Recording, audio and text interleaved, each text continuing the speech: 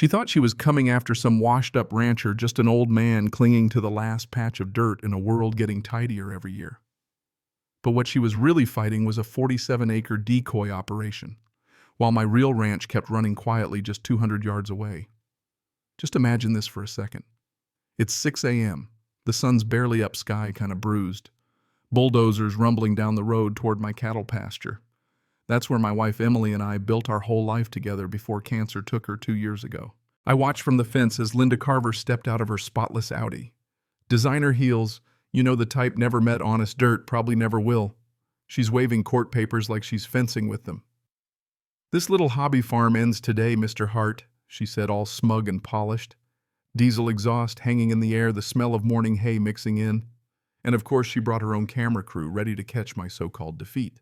Now, if you've never lost 23 head of prime Angus cattle, 4 generations of family work, and just about every memory worth keeping, all to someone who thinks the world should be as neat as her lawn, well, maybe you can't quite picture the anger. Linda thought she could flatten my life just because her HOA friends didn't like the smell of reality. But everything she saw that morning, it was all a show. Every last bit of it, pure theater. And if you were in my boots, what would you do? If your HOA tried to bulldoze your life's work? Drop your wildest revenge idea in the comments. Tell me where you're watching from. I really want to know. My name's Mason Hart. This land's been Hart ground since 1952, 47 acres of Colorado pasture where 3 generations of us raised cattle, rode out winter storms, and tried to build something real. You can still smell the leather and hay up in the rafters of the old barn, right where memories hang heavier than any HOA rulebook ever could. When Emily died, 43 years of marriage gone and 18 months of hospitals and false hope, I just about fell apart. But this ranch was the only thing that kept me upright. Every morning I'd feed those 23 head of Angus just like always. Every night I'd walk the same old fence lines, listening for her laughter drifting across the grass. We didn't run some big-time operation, just sold grass-fed beef to a couple local restaurants. Nothing fancy, just honest work enough to keep the Hart name alive, put good food on real tables. Then, like weeds after rain, Willowbrook Estates sprang up right where Henderson's wheat fields used to be.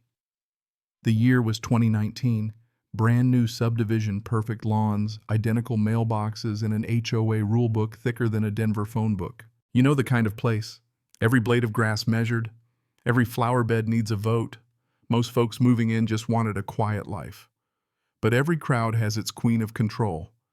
That was Linda Carver, former corporate lawyer out of Denver, chasing rural charm as long as it came sanitized and shrink-wrapped. She had those perfectly manicured nails, never once seen a shovel luxury car worth more than most folks make in a year, living in a house 800 yards from my pasture, but apparently not far enough. The first complaint landed 3 weeks after she moved in. Certified letter legal threats. My cattle, she said, were lowering her property value. I didn't panic. I dug out every document I had: property records, zoning laws, agricultural exemptions, grandfather clauses.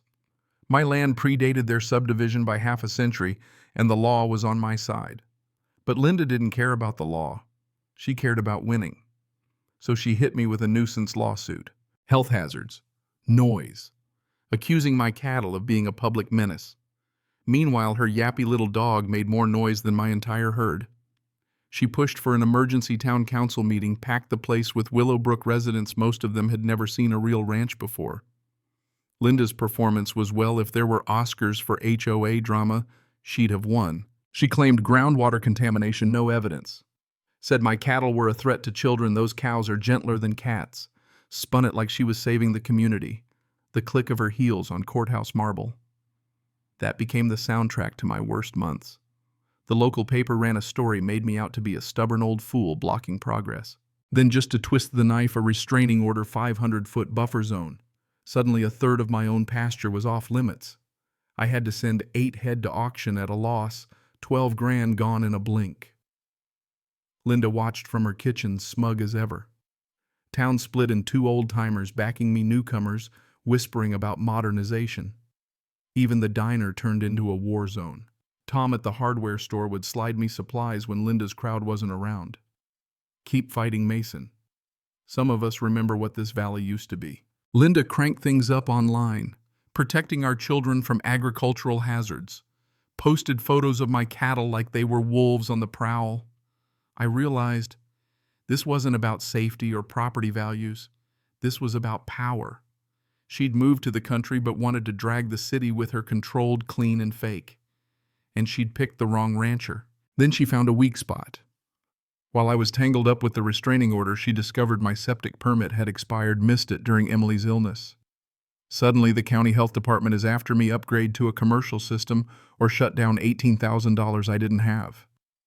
That's when I understood she'd weaponized bureaucracy. My dad, who was an attorney, taught me if someone attacks with rules, fight back with better paperwork. So I started spending late nights in the county records office under buzzing fluorescent lights, digging through old survey maps. Miss Alvarez, the elderly clerk, would bring me coffee, point me to cabinets everyone else forgot. Sometimes the old documents tell the best stories, she'd say. And sure enough, Linda's showpiece stone fence, 6 feet over the setback line. Her fancy landscape lights violating dark sky laws. Even her pond never permitted. I filed 3 complaints, everyone by the book. County enforcement doesn't care if you drive an Audi. 2 weeks later, the real twist showed up at sunset. Mark Carver, Linda's husband, knocking on my door. The man looked terrified, said they'd borrowed everything to buy the house, leveraged to the hilt. She needed property values high. Suddenly, I saw Linda wasn't just some control freak. She was desperate. Desperate enemies are predictable. And she proved it. Next thing I know, anonymous IRS tip tax audit. Then seniors filing noise complaints about my dawn feeding. Petition to restrict agricultural zoning. Her anti-farm parties had better snacks than my grocery budget. But while she was throwing money at lawyers, I was still digging. That's when I found its subsurface mineral rights granted to my great-grandfather, covering all of Willowbrook. Limestone deposits worth nearly $3 million in quarrying rights. Mineral claims that trump zoning. Survey equipment set up at night. Linda had no clue. She found out on a Tuesday. The county clerk called to warn me. By noon, my phone blew up. Linda accused me of sabotage, intimidation, medieval land grabs. I let it all go to voicemail. After 2 years of hospitals, you learn silence is powerful. County sent notices any construction expansion or the precious Phase 3 of Willowbrook was now on hold. Facebook groups exploded. Some blamed me, some blamed Linda. Suddenly, people stopped caring about cow smells and started asking about their retirement. I stayed out of it. Just fed my cattle, fixed my fences. Met with an attorney. Ruth called her, late 60s, sharp as a tack. "You've been sitting on a powder keg," she said. And Linda just lit the fuse. The real leverage wasn't even the money. It was the uncertainty. Developers hate unresolved claims. Linda's strategy, death by paperwork, blew up in her face. But she wasn't done. Desperate people get cruel. 2 nights later, headlights on my walls, county trucks, and a sheriff's cruiser by the gate. Health department flashlights, clipboards, inspections. They found nothing. The message was clear: she'd go as low as she had to. Next morning, a flyer on my fence: protect our community. Photo of my barn meeting at the clubhouse. I almost laughed.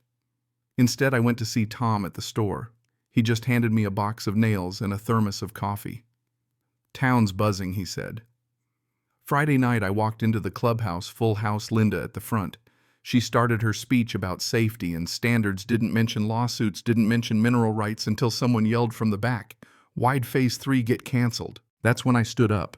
Didn't shout, didn't accuse. Just told the truth about the restraining order, forced auction, septic permit, midnight inspections, and every quiet effort I made to solve things before lawyers got involved. The room changed. Linda tried to interrupt. The HOA president told her to let me finish. When I explained the mineral rights, I kept it plain. I want a ranch, not quarry, but I won't be bullied off my family's land. Silence. Then Janice, lives 3 doors down, stood up and asked Linda if HOA funds paid for her lawsuits. Linda had nothing to say. By Monday, she'd resigned from the board. 2 weeks later, their house was for sale. Price was high, but it sat there. Buyers don't love legal clouds. The county dropped the last nuisance actions. The tax audit ended with an apology. Even the local paper ran a story, this time less kind to Linda's version. They interviewed Tom and Ruth, not Linda. Life didn't magically get easy. Legal fees still hurt. Ranch still needed work. But neighbors started waving again. Kids from Willowbrook came by on Saturdays wanting to learn where food comes from. I started selling beef directly to families. Emily would have liked that. One evening, as the sun dropped low and painted the pasture gold, I realized the quiet finally felt earned, not lonely. Linda thought she was fighting a rancher. She never understood she was fighting history. And history always outlasts people who mistake power for permanence. Some folks thought it was over. It wasn't. You know how grudges work. The first time I spotted a drone hovering over the pasture, I just watched. Didn't wave, didn't throw a rock. Took notes. 2 days later, a letter came from a big-shot law firm in Denver. They claimed my cattle threatened sensitive subsurface resources. Her new trick was trying to flip mineral rights against me. Ruth didn't even flinch. "They're fishing," she said. "Mineral rights don't override agricultural use when the surface owner is the mineral holder."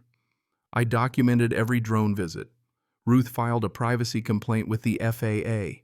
The drone never came back. Then the rumors started. Somebody said I'd sell out to a mining company. Someone else claimed I poisoned a well. The worst said I'd faked Emily's illness for sympathy. That one nearly broke me. I spent a long night in the barn holding an old photo of Emily, promising I'd never let people like Linda uproot what she helped me build. The idea to anchor the ranch came from a middle school science teacher, Ben, who brought his class for a tour. A kid asked why ranches always disappear when houses move in. I didn't have a good answer, but it stuck with me. So with Ruth's help, I placed a conservation easement on the ranch, permanent protection from development, but I could still ranch, still sell beef, still pass the land on. The easement made the ranch boring to fight. County fast-tracked it. State kicked in grant money. Suddenly, this wasn't just my problem, it was a protected agricultural resource. Linda's legal pressure collapsed. But desperation doesn't just vanish. One afternoon, Mark Carver waited at my driveway.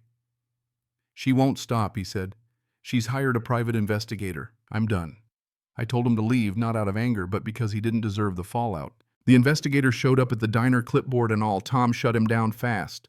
Ruth filed a motion for retaliatory litigation. The judge held a hearing. Ruth dismantled Linda's pattern lawsuits, tips, surveillance lies.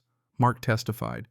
The judge granted a civil harassment injunction. Linda barred from any further action against me or the ranch. That spring, calves were born, healthy grass came in thick, and families still visited. The ranch became something people defended. Linda's house finally sold for less than asking. They left for Denver. I watched the sun set behind the hills and realized I hadn't won by fighting harder. I'd won by outlasting her. History doesn't rush. Land remembers. The summer after Linda left was the quietest I'd known in years. No more complaints, just ranch work steady as ever. Willowbrook softened, rules relaxed, complaints dropped, people grilled in their backyards again. Fear had been contagious. So was peace. New folks would ask why the ranch was still there. "Because it belongs," a neighbor would say. Ruth stopped by, once surveyed the pasture. "Most people would have sold the minute it got ugly," she said. "And you didn't." That changed everything. She was right. County started planning developments with buffers. Landowners got a voice. Quiet progress. By then, I'd started an apprenticeship program. One person at a time. Hard work, early mornings, the real deal, passing on knowledge the way it was meant to be. Emily would have loved that. On the second anniversary of her passing, I sat on the porch at Sunset Cattle, moving slow, felt the ache, but also gratitude. Linda tried to take this place with rules and power. What stopped her wasn't revenge or luck. It was roots. Legal, historical, and human. If there's one thing I've learned, it's this. When someone tries to erase you, don't get louder. Get deeper. Learn your ground. Build quietly. Invite people in. Time always favors what's built to last. The ranch is still here, still breathing, still feeding people. Long after names like Linda Carver fade, this land will keep telling the only story that matters, the one written by those who stay. So let me ask you, what do you think? When is fighting back, right? And when is it better to just dig in and outlast the storm? Ever dealt with someone who thought rules were more important than roots? Drop your story, your state, or your best bit of hard-earned wisdom down below. I'll be reading everyone.